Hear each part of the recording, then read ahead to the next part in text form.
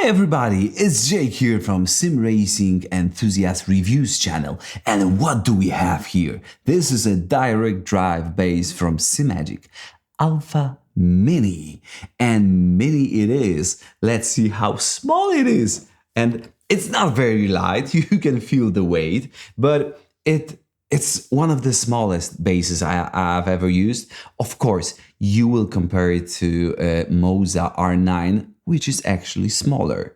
But this one has the plugs from the sides, and there are no plugs hanging, no cables hanging from the back. So you can place it as close to the monitor, as close to the TV as you like. And you can mount it from the sides, from the bottom, and from the front, which is always highly appreciated. And of course, every time when you are considering a direct drive base, please keep in mind that you need a proper rig, a rig that won't move when the base will be running. This has 10 Newton meters. Is it enough? It's a quite big topic, and I'll try to provide few solutions during this video. Let's talk about the build quality. It's made out of aluminum. It has a great quick release from SimMagic. It's quick and it does release quite easily, so I always appreciate it. And talking about build quality, here I have the power source. Yeah, and the weakest point is, I think, this turn on switch. Really? Why didn't you put it on the sides or on the back? It's much more convenient, then you don't have to dive somewhere into your rig to find the switch. It's much more convenient to have it on the base, but a different choice has been made. And let's talk about how I was using this base. I've been using it with the GTC wheel from SimMagic. This wheel is quite big and quite heavy. So then the force feedback I received was not as prominent, was not as fast, as agile as I like force feedback to be. So please do keep in mind when considering buying this thing, what rim are you also going to buy? What rim are you going to use? Because the bigger the wheel is, the less prominent the force feedback is, the more dull it is, the more dull it feels.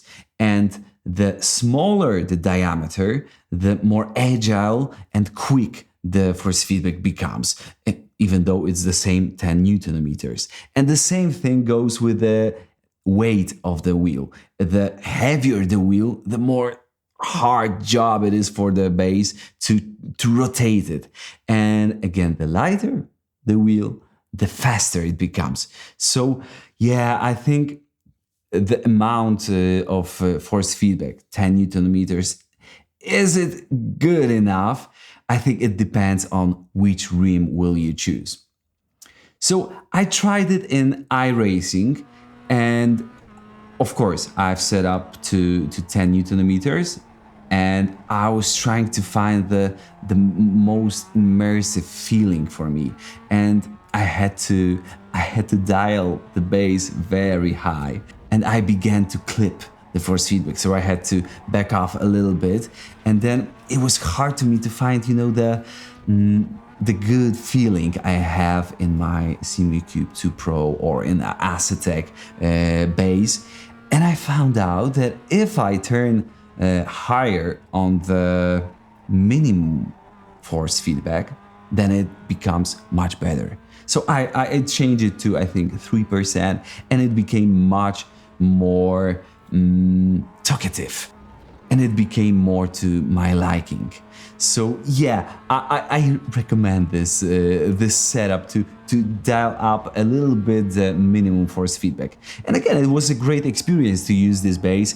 I even won a race in Formula 3.5 on Road America. So as you can see, you have to appreciate this base.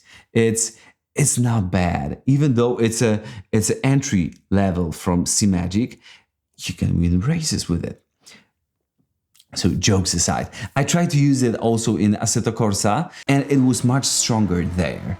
I think I was clipping the force feedback. I didn't feel it, but I suppose I was clipping.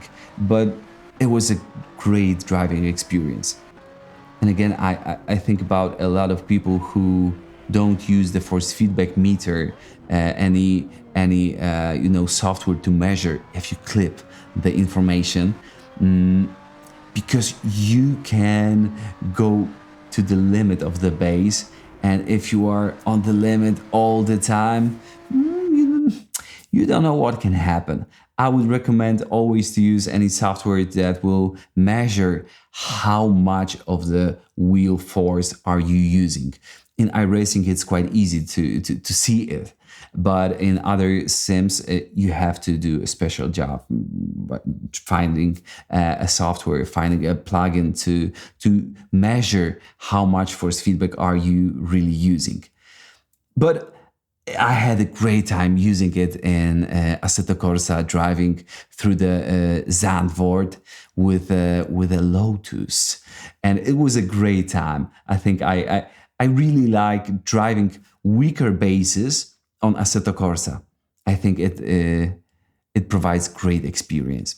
And again, I tried it on Assetto Corsa Competizione, and I had to use the minimum force again to feel more what's happening with the car on the slower speed on not as high speed turns as with the stronger bases. Let's go to the software. So first of all, you can center the wheel to your preference. Like if you are in a very long distance race and your axis is have been hit, you can then recenter the wheel. It's a very useful thing, I suppose. So here is the total force.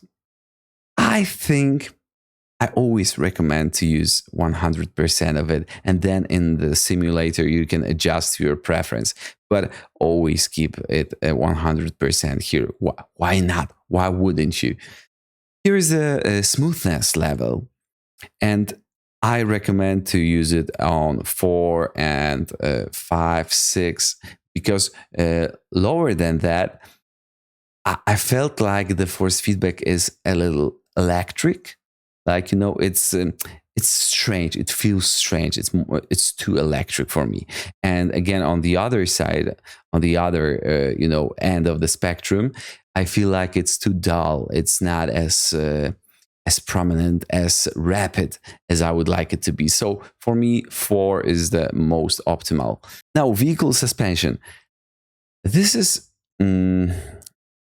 a setting that's meant to simulate the flex of the body, of the chassis, of the suspension. And I didn't feel very comfortable with lower settings than the highest two. 8 and 9, I feel like they are the most optimal, mainly because I drive formulas, so the formulas have very stiff suspension, so I leave it like that. Mechanical spring is when you turn the wheel and it returns to the base position, to the start position. I didn't use it at all. Mechanical damper. Course, if you want to make wheel more dull, then move to the right. Mechanical friction is the friction that's made by the wheel constant. So if you release the friction, then the wheel is as light as hell. But if you make it more, then it's much more like in real life. I leave it like close to center, close to 40%. And dynamic damper, you can use it when you are on the straights and your wheel starts to shake. I don't use it at all. And then interpolation level. It depends on which simulator do you use, because different simulators have different force feedback, refresh frequency. Uh, iRacing has 60 hertz. I think Assetto Corsa Competizione has 400 hertz. So ACC doesn't need interpolation. And when you want to use more information of what's happening with the steering wheel, what's happening with the force feedback in iRacing, you can use interpolation level. But please remember that this is not a true information. This is like statistics of what can happen between the information provided by the simulator. So again, this is a nice filter, but I prefer not to use it. So as you can see here, we have a lot of things that tend to be useful, but for me are not, and I leave it to the simulator to provide me the information. And of course, here we have different presets for plenty of the sims of the arcade and other games. You have R Factor, Cardcraft, iRacing, ACC, Automobilista, Eurotracks, F1, Dirt Rally, BeamNG even. So yeah, nice. A lot of good things here. I think it's a good bang for your buck. It's not best. I think R9 can be a bit better, but it depends if you have any wheels from their ecosystem or from the ecosystem of SimMagic. But is 10 Newton meters enough?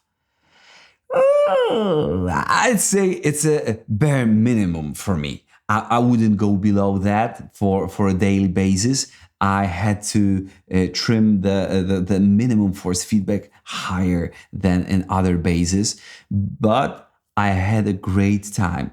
Again, you have to remember that the bigger and heavier the wheel, the harder job it is for the base to provide the information for your hands, to your hands. And if the wheel is not as heavy, it's lighter, and it's smaller in diameter, then it's easier even with smaller base, even with the weaker base. So yeah, please keep that in mind. I think it's a great option, and I'm again impressed by how great job SimMagic has done.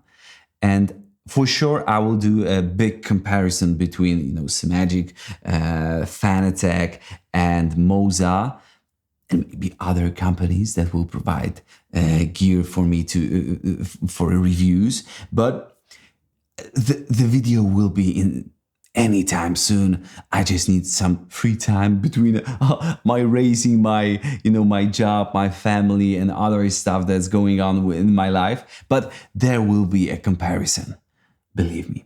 Would I recommend it to somebody that's trying to be as fast as possible, trying to find the last hundredths and thousandths of a second?